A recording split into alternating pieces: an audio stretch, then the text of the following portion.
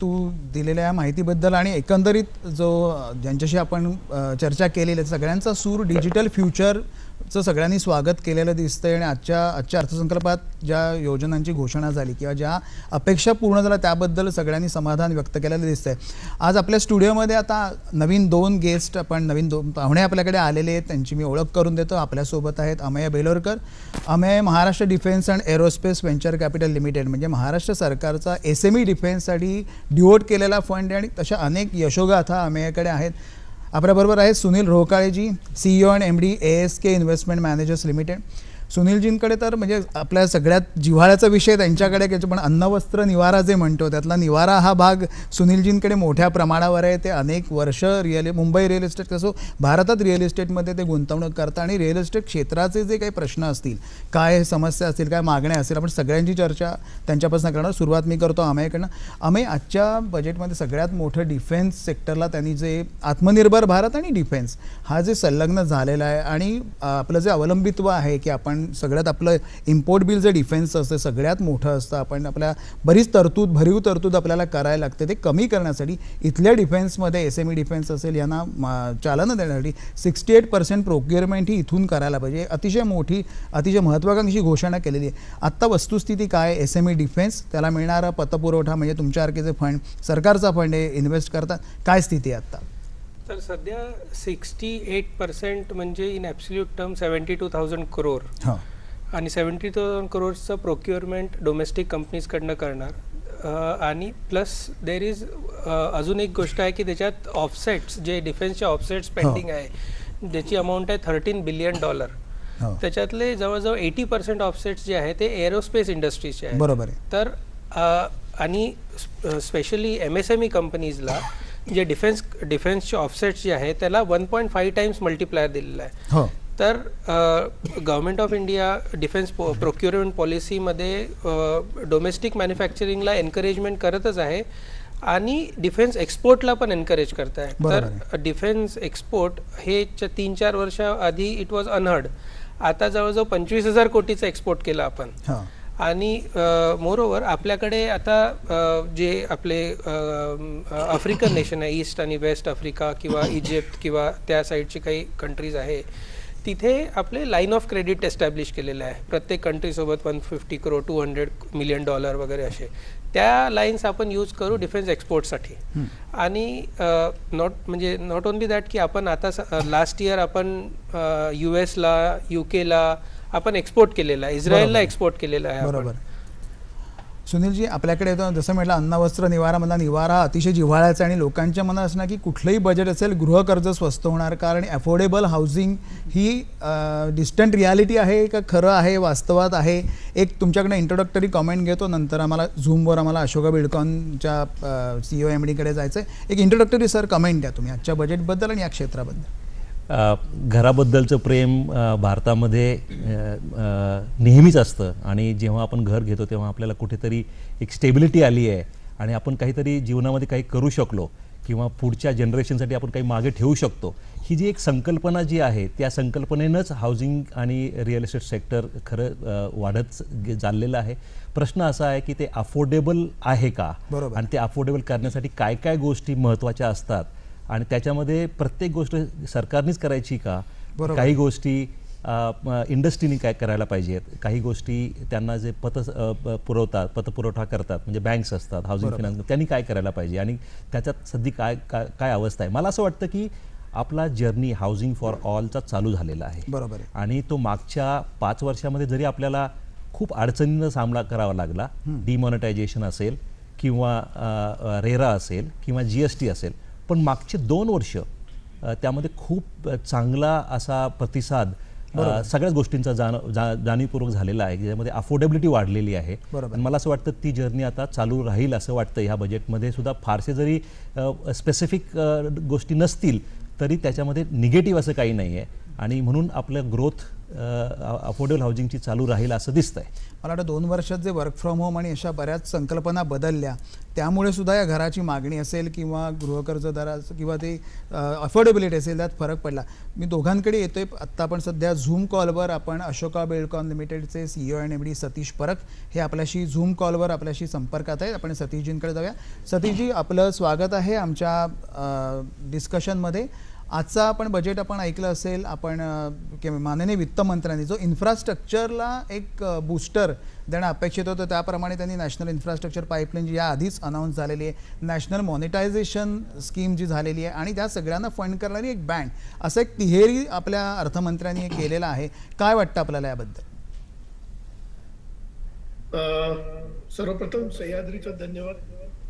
मला माझी प्रतिक्रिया देण्याचा इथे अपॉर्च्युनिटी दिली आहे तुम्ही. आजचं बजेट ऐकून खूप सॅटिस्फॅक्शन वाटतंय. म्हणजे प्रचंड प्रॉमिसिंग आणि होपफुल असं बजेट आहे. एक फाउंडेशन ले केलं एक पुढच्या 25 वर्षासाठी. बरोबर आहे. की जे अतिशय असं आवश्यक होतं असं एक स्टेप घेतलेली या बजेटमध्ये. अगदी रुटीन आणि रेग्युलर बजेट्स मी खूप ऐकले, पण असं एक फंडामेंटल जे थिंकिंग करून केलेलं, डिझाईन केलेलं असं हे बजेट आहे. इन्फ्रास्ट्रक्चरच्या बाबतीत म्हटलं तर प्रचंड काम मोदी गव्हर्नमेंटने केलंय आणि या बजेटमध्ये तर त्यांनी अगदी सिक्सरच मारली. म्हणजे 25,000 किलोमीटर एक्सप्रेसवे कम्प्लीट करायचे, विच इज म्हणजे आपला एक देश असा होता की 10 वर्षापूर्वी आपल्याकडे 200 किलोमीटरचा एक एक्सप्रेसवे होता. हो. आणि आता आपण 25,000 किलोमीटरची अगदी म्हणजे माइलस्टोन ठेवलेला आहे. 25,000 किलोमीटर एवढं ऑप्टिमिस्टिक आणि अगदी म्हणजे इम्प्लिमेंटेशन वरती लक्ष ठेवून बनवलेलं असं बजेट आहे. इम्प्लिमेंटेशन साठी सुद्धा त्यांनी त्यांचा PM गतिशक्ती हा जो एक प्लॅटफॉर्म तयार केलाय की ज्याच्यामध्ये इंटेग्रेटेड अप्रोच, सायलोज मध्ये काम न करता सगळ्यांनी एकत्र येऊन एक टीम म्हणून, डिफरंट मिनिस्ट्रीजनी एक टीम म्हणून काम करावं, अशा पद्धतीचं एक खूपच विजनरी असं आउटलुक असलेलं हे बजेट आहे. सतीशजी, यामध्ये रस्ते, पोर्ट्स, रेल्वे सगळ्या गोष्टींचा समावेश. जेव्हा आपण इन्फ्रास्ट्रक्चर बजेट म्हणतो एवढ्या भारतासारख्या सगळ्यात वेगाने वाढणाऱ्या अर्थव्यवस्थेचं, मुळात प्रश्न येतो सर फंडिंगचा. जे मोठमोठे प्रोजेक्ट्स अनाऊन्स होतात त्यासाठी फंडिंगमध्ये काही इनोव्हेशन्स आपल्याला दिसत आहेत का याच्यात? की मग मला वाटतं एक क्षेत्राची अपेक्षा होती की ग्लोबल बॉन्ड्ससाठी काही त्यात तरतूद असावी, काय बॉन्ड्सना रेकग्निशन मिळावं, त्यामुळे जे फंडिंग आहे ते कमी दरात आपल्याला मिळू शकेल. कारण एवढे मोठमोठे प्रोजेक्ट जेव्हा असतात तेव्हा जर सरकारी बँका किंवा इतर फिनान्शियल इन्स्टिट्यूशन थोड्या कमी पडत असतील तर अशा प्रकारे इनोव्हेटिव्ह काही वेज आपल्याला दिसतात का? अगदी म्हणजे सगळ्यात चांगलं जे या गव्हर्नमेंटचं राहिलंय की ते always have been listening more. Suggestions नेहमी त्या इंडस्ट्रीकडून मागवत राहिले आणि त्याच्यामुळे बरेच इनोव्हेटिव्ह मॉडेल्स आता आपण पाहायला मिळतात. जसं नॅशनल हायवे स्वतः इन्व्हिट आणत आहे, म्हणजे एक इन्व्हेस्टमेंट प्लॅटफॉर्म आणत आहे की ज्याच्यामध्ये अगदी सामान्य नागरिक सुद्धा इन्व्हेस्ट करू शकेल. बरोबर आहे. खूप मोठा प्लॅटफॉर्म येतोय इन्व्हिटच्या माध्यमातून. प्रायव्हेट इन्व्हिट आले, पण आता अगदी गव्हर्नमेंट सुद्धा इन्व्हिट काढायला NHIचा इन्व्हिट येतो. बरोबर की त्याच्यामुळे खूप मोठी संधी सामान्य माणसालाही मिळेल आणि गव्हर्नमेंटलाही चांगला पैसा म्हणजे चांगल्या सेव्हिंगचा उपयोग करता येईल. बरोबर आहे. अशा पद्धतीचे नंतर नॅशनल इन्फ्रास्ट्रक्चर बँक आहे, नंतर NIF आहे, national infrastructure investment India infrastructure development आहे. हे असे बरेच प्लॅटफॉर्म त्यांनी तयार केलेत की ज्याच्यामुळे फायनान्समुळे इन्फ्रास्ट्रक्चर थांबू नये. बरोबर आहे. अशी पूर्ण व्यवस्था ते पॅरलली करतात. सतीशजी, आता मॉनिटायझेशन प्रोग्राम जो आहे त्यामध्ये एक चांगला मतप्रवाह असा आहे की कुठलाही प्रोजेक्टने त्या ॲसेटमध्ये इन्व्हेस्ट केल्या जाणार आहेत. यापुढे जे क्रिएट होणार आहेत हे ॲसेट आहेत आणि ते ॲसेट आपल्याला मॉनिटाईज करायचे. मग ते रस्ते असतील, पोर्ट्स असतील, रेल्वे असतील, प्रायव्हेट ट्रॅकसुद्धा वाढवा अशा प्रकारची पण मागणी होती. आपण कशा पद्धतीने बघता ह्या जो मॉनिटायझेशनचं एक मोठं त्यांनी उद्दिष्ट ठेवलेलं आहे या ह्याच्यात? मुळातच आपण म्हणतो की प्रायव्हेटायझेशन, डिसइन्व्हेस्टमेंट आणि ॲसेट मॉनिटायझेशन या त्रिसूत्रीवर या बजेटकडनं सगळ्या अपेक्षा होतात, त्याप्रमाणे त्याचा उल्लेख आहे. मॉनिटायझेशनकडे सर आपण कसं बघता? नाही, मॉनिटायझेशन मध्ये नवनवीन प्रयोग होतात आहे पीपीपी मॉडेल आल्यानंतर पीपीपीला पण मॉनिटाईज करायचे मॉडेल आले. आता जो इन्फ्रास्ट्रक्चर नॅशनल हायवे किंवा मिनिस्ट्री बनवते आहे ते सुद्धा टीओटी मॉडेल तर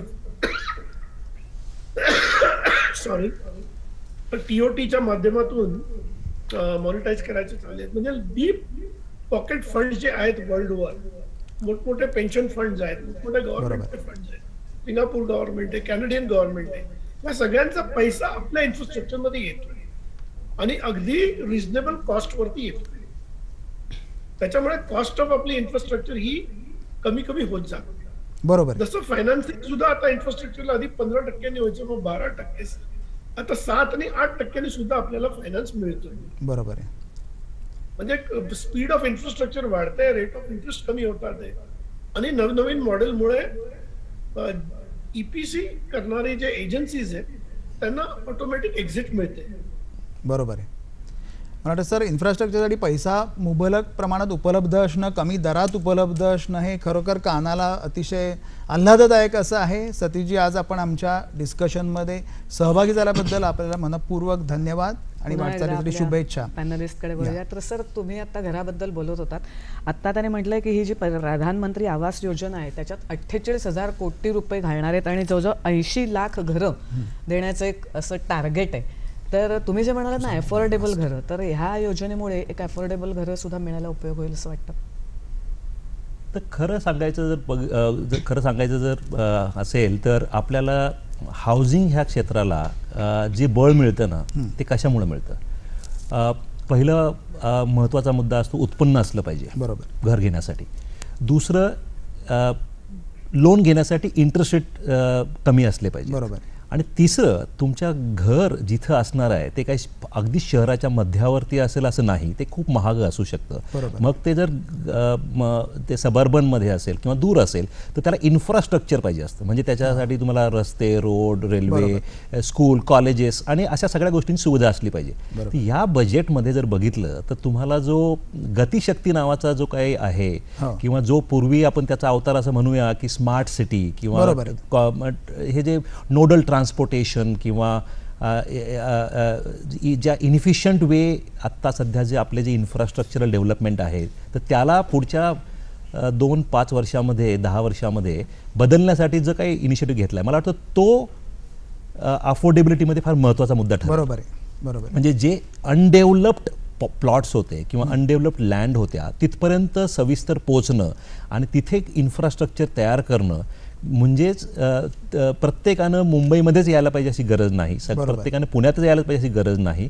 पुण्याच्या काही अंतरावर जर त्यांचा जॉब असेल म्हणजे कुठल्या इंडस्ट्रियल बेल्ट तर ते तिथे राहू शकतील. म्हणजे सगळेच गर्दी करण्याची गरज नाही. तर मला असं वाटतं की ह्यामध्ये इंटरेस्ट रेट ही खरी मोठी रिस्क आहे. बरोबर. की आत्तापर्यंत मागच्या 20 वर्षामध्ये कमी इंटरेस्ट रेट 10 वर्षाच्या भारतीय बॉन्डपेक्षाही कमी दरानं होम लोन मिळतं.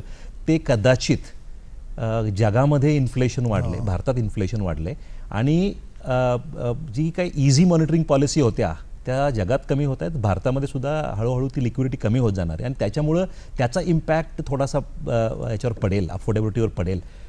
पण मला असं वाटतं की PLI सारख्या स्कीम्स आहेत, त्याच्यानंतर इन्कम वाढवण्यासाठी काही ट्रान्सपोर्ट ह्या इन्फ्रास्ट्रक्चर रिलेटेड इनिशिएटिव्ज आहेत. ह्या सगळ्यामुळं उत्पन्नामध्ये सुद्धा थोडीशी वाढ व्हायला पाहिजे, एक्सपोर्ट्समध्ये वाढ व्हायला पाहिजे. कारण आपल्याला सॉफ्टवेअरसारखी इंडस्ट्री आहे त्यामुळं उत्पन्न जागेवर राहील, इंटरेस्ट रेट थोडंसं हल्लेलं असेल, इन्फ्रास्ट्रक्चर आपल्याला सपोर्ट करेल. तर असं एक थोडंसं या पद्धतीनं आपण जर बघितलं तर मला असं वाटतं ते 80 लाख घरं खरं आपल्याला याच्यापेक्षा जास्त घरं बांधली पाहिजेत. प्रत्येकाला स्वतःला आपलं ड्रीम होम मिळालं पाहिजे. बरोबर. आम्ही परत तुझ्याकडे येतो.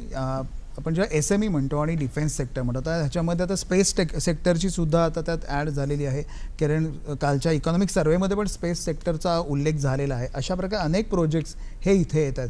SMEची जी आत्ताची जर स्थिती आपण बघितली की डिफेन्स सेक्टरमधल्या SMEचा आपण घेऊया, तसं तुमचा महाराष्ट्र सरकारचा फंड आहे कशा प्रकारे त्यांची स्थिती असते SMEची डिफेन्समध्ये? म्हणजे त्यांच्याकडे नोवेल आयडिया असतात, ते पुढे जाऊ इच्छितात, त्यांच्याकडे टेक्नॉलॉजी वर्ल्ड क्लास असू शकते आणि त्या प्रकारे ग्रूमिंग आपण करतो काय? तर एक आता जे डिफेन्स प्रोक्युरमेंट पॉलिसीमध्ये स्पेसमध्ये स्पेसिफिकली TOT हा कन्सेप्ट आहे, टेक्नॉलॉजी ट्रान्सफर. त्याच्यामध्ये जर काही कोर टेक्नॉलॉजी असतं, जर ती आपण कुठून फॉरेन OEM कडनं किंवा फॉरेनकडनं आपण ट्रान्सफर केली, त्याच्या अगेन्स्ट त्याला एक मल्टिप्लायर दिल्या जाते ऑफसेट्सचा. त्यामुळे टेक्नॉलॉजी ट्रान्सफर गोईंग फॉरवर्ड बरेच होणार आहे स्पेस सेक्टरमध्ये सुद्धा.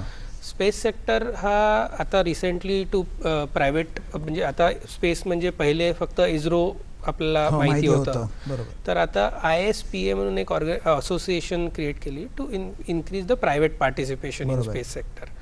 तर त्याच्यामध्ये बरेचसे प्रायव्हेट प्लेयर्स इन्क्लुडिंग आपले IITs आणि बरेचसे इन्स्टिट्यूशन, मणिपाल युनिव्हर्सिटीज वगैरे सगळ्यांनी पार्टिसिपेट केलं आहे. आता युनिव्हर्सिटीसुद्धा सॅटेलाइट्स लॉन्च केले आहे आणि करत आहेत. तर स्टार्टअप्स 4 वर्ष आधी स्टार्टअप्सनी स्वतःचे प्रायव्हेट सॅटेलाइट लॉन्च केले. तर आता आपण लॉन्चर्स पण वाढवतो आहे, आता प्रायव्हेट लॉन्चर्स पण येत आहेत इंडियामध्ये. आणि कॉन्स्टलेशन ऑफ सॅटेलाइट्स तुम्ही 2 वर्षानंतर बघाल की कॉन्स्टलेशन ऑफ सॅटेलाइट्स इस्रोमधनं किंवा कुठल्या प्रायव्हेट लॉन्चर्समधनं लॉन्च होतील. हा बेसिकली ही जे सॅटेलाइट्स आहे हे सपोर्ट करतात दुसऱ्या इंडस्ट्रीजला, ॲग्रिकल्चरला, फर्टिलायझरला, बँकिंग सेक्टरला. आणि ते त्या डेटामधनं आपण प्रेडिक्शन देऊ शकतो की कुठे काय अलोकेशन करता आलं पाहिजे, कुठल्या सेक्टरला कुठे अलोकेट करता आलं पाहिजे. तर त्याच्यामुळे बरेचसे रिसोर्सेस आपण ऑप्टिमाइज करू शकतो. तर त्या अर्थाने आपल्याला बऱ्यापैकी सॅटेलाइट्समध्ये तुम्ही ग्रोथ बघाल आणि प्रायव्हेट पार्टिसिपेशन पण बऱ्यापैकी होईल या सेक्टरमध्ये. बरोबर आहे. सुनीलजी, दुसरा मुद्दा असा आहे की म्हणजे रिअल इस्टेटला एक इन्फ्रास्ट्रक्चरचा एक स्टेटस द्या, अशी एक मागणी अनेक वर्ष हे आहे. ह्यामध्ये GST जेव्हा येतं तेव्हा कन्स्ट्रक्शन जी मटेरियल आहे, सिमेंट असेल किंवा हे असेल, त्या GSTच्या कॉस्टमध्ये थोडंसं काही कमी होईल अशी एक अपेक्षा होती. ही पहिली गोष्ट. दुसरं म्हणजे आपण म्हणतो की रिअल इस्टेटमध्ये जेव्हा ₹1 इन्व्हेस्ट होतो, तो ₹1 जवळजवळ 70 सेक्टरची काळजी घेतो. मग सिमेंट असेल, कॉन्क्रीट, सगळ्या जे काय असेल त्या दृष्टीने हा स्टेटस वाढवण्यासाठी जर डेव्हलपरकडनं म्हणा किंवा इतर बांधकाम व्यावसायिकांकडनं काही प्रयत्न केले जात आहेत असं आपल्याला वाटतं का? कारण हा क्षेत्र असं आहे ना की प्रत्येकजण स्ट्रेसमध्ये, घेणाराही स्ट्रेसमध्ये, बनवणाराही स्ट्रेसमध्ये आहे. तर ह्यातनं मार्गक्रमण कशी होते? मला असं वाटतं की रिअल इस्टेट सेक्टरचं थोडंसं नाव थोडं बदनाम आहे आणि त्याच्याकडे बघण्याचा दृष्टिकोन थोडा बदलत चालला आहे. मला असं वाटतं इंडस्ट्रीमध्ये जी डेव्हलपर्स आहेत त्यांनी जे प्रॉडक्ट कमिट केलेलं आहे आणि ते बांधकाम केलेलं आहे आणि तिथं लोक राहतात आणि त्या घरामध्ये, त्या आपल्या घरामध्ये आपण जिथं देवाची पूजा करतो ते आपलं स्वतःचं घर जेव्हा ते सुख शांती देतं तेव्हा त्याला तो त्या बिल्डरला सुद्धा ॲप्रिशिएट करतो. मला असं वाटतं पूर्वी ज्या पद्धतीनं हे सेक्टर बदनाम झालं तसं रेराच्या इंट्रोडक्शन नंतर ह्या सेक्टरमध्ये खूप बदल झालेला आहे. याच्यामध्ये ट्रान्सपरन्सी आली, डिस्क्लोजर आलं, त्याच्यामध्ये बऱ्याच गोष्टींची अवेअरनेस की घर घेण्याआधी सगळी माहिती आपल्याला यापूर्वी मिळायला लागली आहे. तो एक महत्त्वाचा मुद्दा असतो कुठल्या इंडस्ट्रीला इंडस्ट्री म्हणण्यासारखं. बरोबर आहे. एक दुसरी गोष्ट, त्या इंडस्ट्रीला जो काही हे लागतं, त्या इंडस्ट्रीला जो एक गव्हर्नन्स लागतो तो रेराने आणला.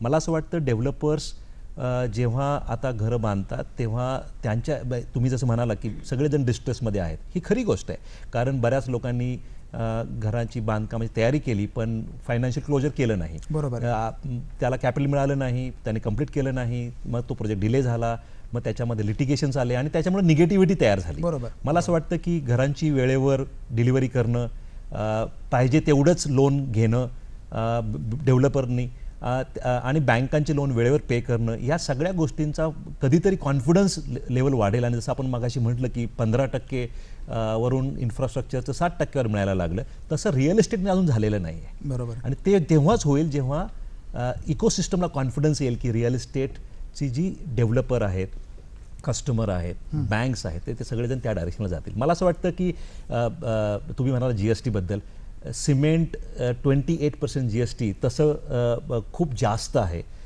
पण पूर्वीच्या ज्या सिस्टममध्ये ते बघितलं तर त्या कम्पेरेबल आहे. पण मला असं वाटतं की कधीतरी ते 28% कमी होऊन GSTचा बेनिफिट थोडासा इंडस्ट्रीला होईल असं वाटतंय. बरोबर. पण सध्या तरी तो जास्त प्रमाणात आहे असं वाटतं. गेल्या 2 वर्षाचे वर्क फ्रॉम होम झालं त्यामुळे घरांच्या मागणीत वाढ झालेली दिसते आपल्याला, किंवा गृहकर्जाचे दर खरे बँकांचे खूप कमी आलेले आपल्याला दिसतात. म्हणजे ते कधी आपण ऐकले नव्हते, सिंगल डिजिट आता आपल्याला मिळायला लागले, त्याहीपेक्षा खाली आले. एक तर मागणीत काही वाढ झाली आहे का, आणि जसं मगाशी आपण एक ओझरता उल्लेख झाला की अर्बनायझेशन जे वाढत आहे ते मायग्रंट वर्कर्समुळे वाढत आहे, किंवा नवीन नवीन जी इंडस्ट्रीज अशा उभ्या राहतात, नवनवीन शहरं बसतात, हे सगळं रिअल इस्टेटशी संलग्न सगळे.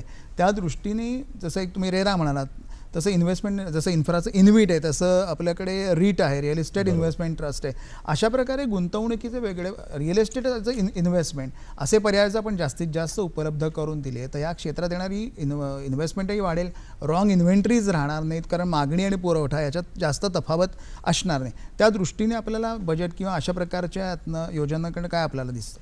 तर याच्यामध्ये तुम्ही जसं म्हणाला ते अगदी महत्त्वाचं होतं की कोरोनाच्या काळामध्ये लोकांना घराचं महत्त्व अजून जास्त कळालं, आणि जेव्हा वर्किंग फ्रॉम होम असल्यानंतर अजून एक खोली असली पाहिजे याची जाणीव झाली प्रकर्षानं. त्यामुळे छोट्या घरांची, कारण शाळा कॉलेज पण घरातच ऑनलाईन असल्यामुळे, बरोबर आहे, त्यामुळं घराच्या डिमांडमध्ये अख्ख्या भारतामध्ये त्याचा फरक जाणवला की प्रत्येकानं आपल्या घराचं घेण्याचं जो काही डिसिजन होता तो प्रिपोन केला. म्हणजे आपण जरा लवकर घर घेतलं पाहिजे, कारण व्याजाचा दर सुद्धा 6.75-7% हा खूप अफोर्डेबल होता, आणि उत्पन्नामध्ये तेवढासा डिस्लोकेशन किंवा तेवढासा जॉब लॉसेस झालेले नव्हते, आणि किंवा अजून दिसत नाही आहेत. त्यामुळं घराचा डिमांड नक्की वाढला. ही जी नवीन जनरेशन जी आहे, जी मिलेनियल होती, की त्यांना जो एक घराबद्दलचा एक तिस्कारा वाटत होता की घर घेणं म्हणजे अंगावर कधी बोजा घेतल्यासारखं होतं, त्याच्यामध्ये बदल झाल्यासारखं वाटतं. त्यांना आता घर घ्यायचं आहे,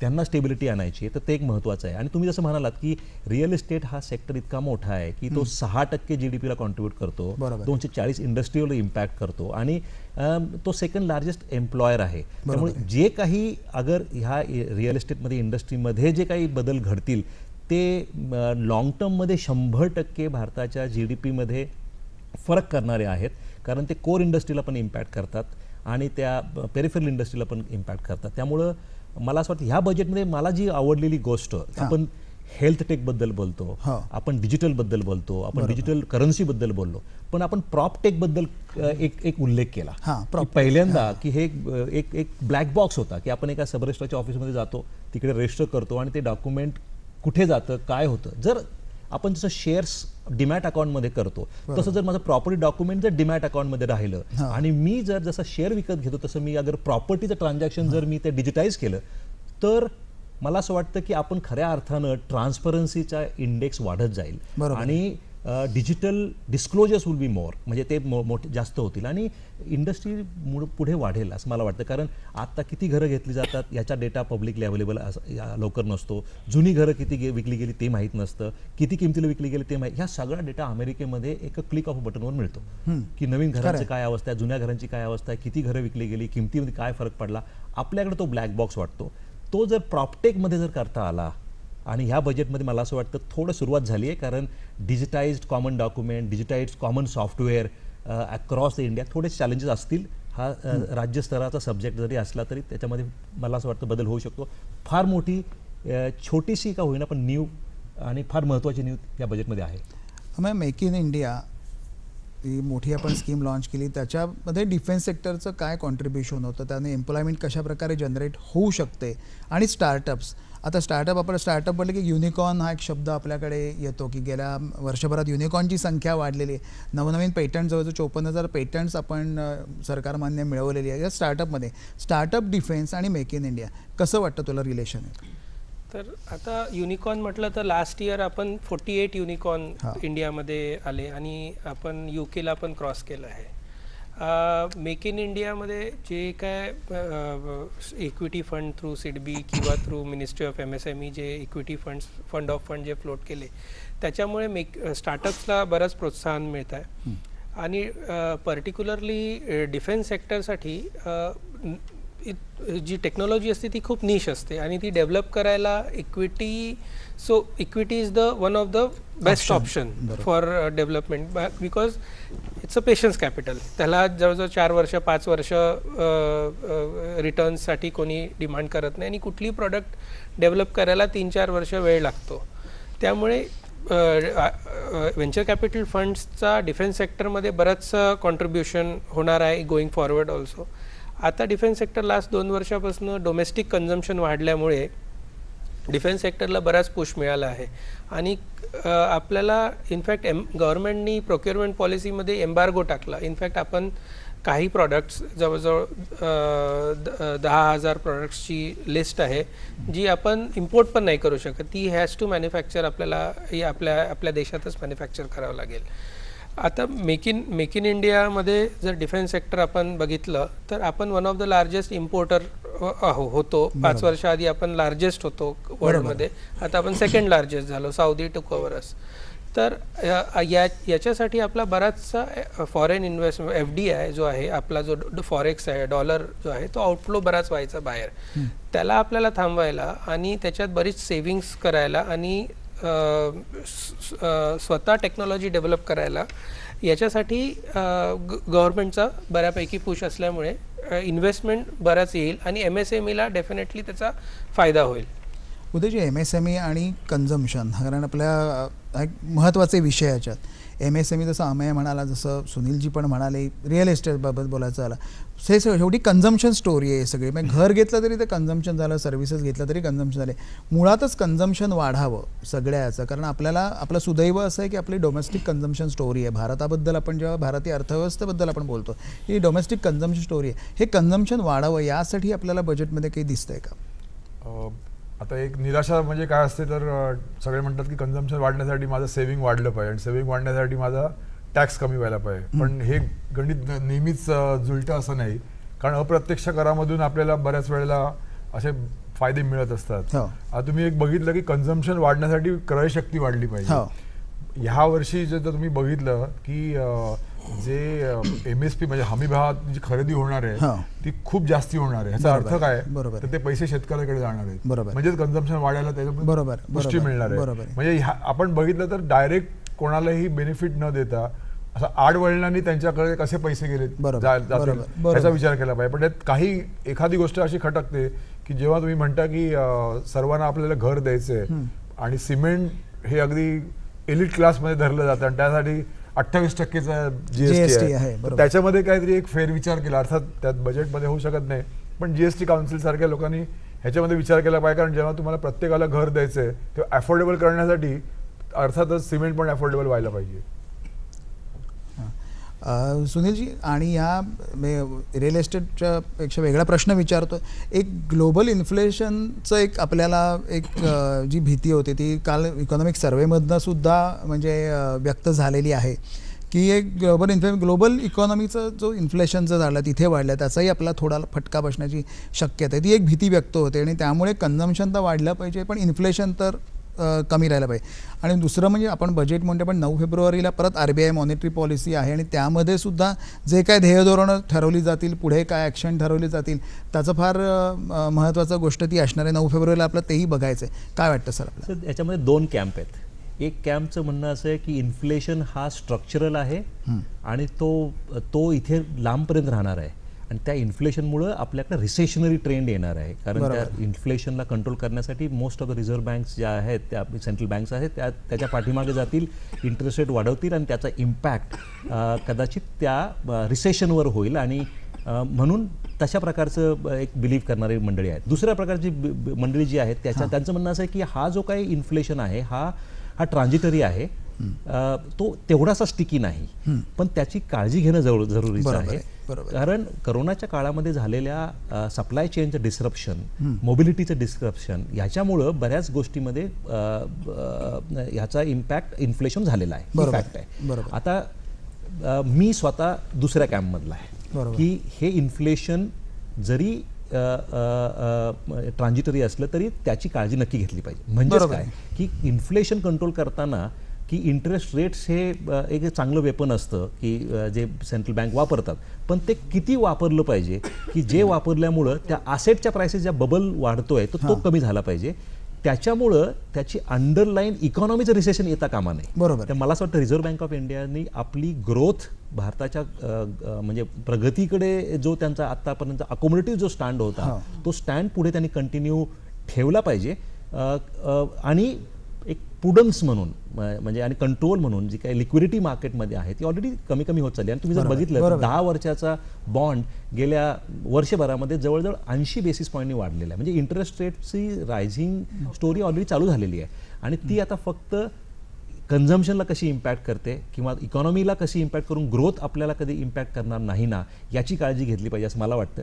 पण ही इन्फ्लेशनची काळजी आपण केली पाहिजे हे मात्र नक्की. धन्यवाद सर, तुम्ही सहभागी झाल्याबद्दल. आपण अमेयकडे आणि उदयजींकडे वळूया. उदयजी, आत्ता सरांनी आपल्याला हाऊसिंगबद्दल सगळं सांगितलं, पण आपण एक जनरलच जर आता पुन्हा थोडं सेक्टर वाईज गेलं